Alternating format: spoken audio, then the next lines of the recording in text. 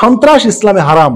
আর সন্ত্রাস মানে আগ্রাসী, আকবারে আক্রমণাত্মক ভাবে যারা হামলা করে জনগণের মধ্যে ভীতির সঞ্চার করার জন্য, ত্রাস সৃষ্টির জন্য, রাজনৈতিক উদ্দেশ্য হাসিলের জন্য, ওইটাই সন্ত্রাস।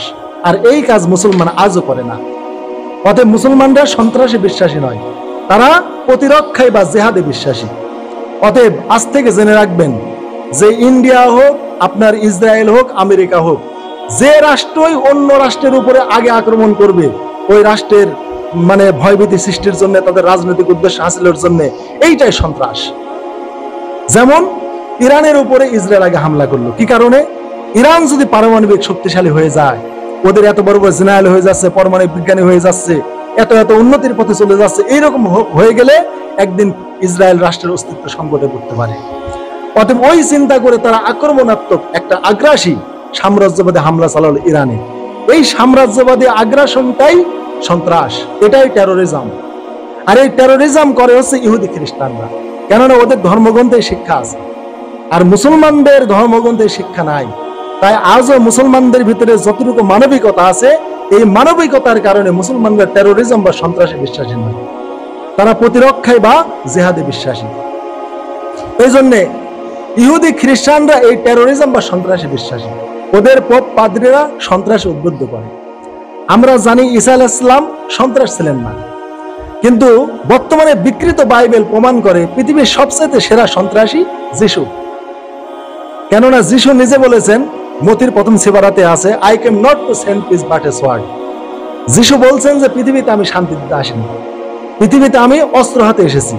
আমি পিতা পুত্রের মধ্যে বিচ্ছেদ ঘটাবো, আমি শাশুড়ি এবং পুত্রবধূর মধ্যে আমি বিচ্ছেদ ঘটায় দিব, আমি মা এবং মেয়ের মধ্যে বিচ্ছেদ ঘটাতে আমি পৃথিবীতে এসেছি, আমি শান্তি দিতে আসিনি।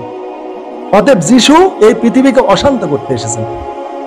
আর এই অশান্ত এই ইউরোপ আমেরিকার লোকেরা এই বাইবেল পড়ে করে, প্রকৃত ইনজিলে এ কথা নাই। এই জন্য ইনজিল নাম ওরা পাল্টে নাম দিয়েছে দা বাইবেল অথবা হলি বাইবেল।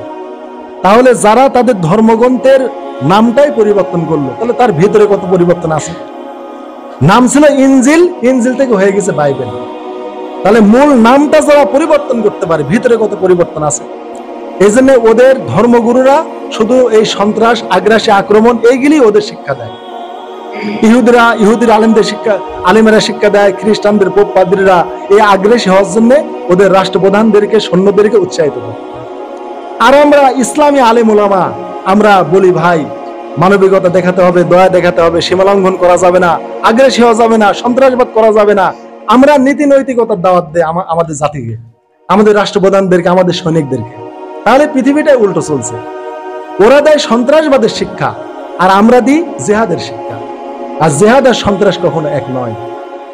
অতএব ওদের ধর্মগ্রন্থ এইগুলি প্রমাণ করে যে আগ্রাসী হামলা করতে হবে, আগ্রাসী অভিযান করতে হবে। এই জন্য তারা তাই করছে তারা। এই জন্য ইহুদি আলেমরা ইহুদিদেরকে উস্কানি দিচ্ছে, খ্রিস্টানদের পোপ পাদ্রীরা খ্রিস্টান ডোনাল্ড ট্রাম্পকে, সৈন্যদেরকে উৎসাহ দিচ্ছে যে তোমরা এগুলি পবিত্র যুদ্ধ, ধর্মযুদ্ধ এগুলি করো, মুসলমান মারতে পারলে এত সওয়াব। আর আমরা আলেমরা বলছি যে হিন্দুদের মারলে, খ্রিস্টানদের মারলে গুনাহ হবে। জিহাদের ময়দান ব্যতীত কোন বিধর্মীকে মারলে কোনদিন সে জান্নাতে যাবে না। মান কোতালা মুআহাদান লাম ইয়ারি রাইহাতাল জান্নাহ। যে ব্যক্তি কোন বিধর্মীকে বিনা কারণে হত্যা করবে, জান্নাত তো দূরের কথা, জান্নাতে সুগ্রাণ পাবে। তাহলে আমরা আলেমরা মানুষদেরকে জঙ্গিবাদ করতে, সন্ত্রাসী করতে নিষেধ করি, আর ওরা উৎসাহ করে। তাহলে হাজিরিন, আজ আমরা জানলাম জিহাদ এবং সন্ত্রাস কি জিনিস। সন্ত্রাস সম্পূর্ণ হারাম, আর এটা হচ্ছে সাম্রাজ্যবাদী বা আকবরী আক্রমণাত্মক হামলা, একটা জনগণের মধ্যে ভীতির সঞ্চার করা, যেটা করছে হিন্দুস্তান, যেটা করছে ইসরায়েল, যেটা করছে আমেরিকা। অতএব এদের কার্যকলাপগুলো সন্ত্রাস। আর মুসলমানরা প্রতিরক্ষামূলক যেটা করছে ওইটা নাম জিহাদ।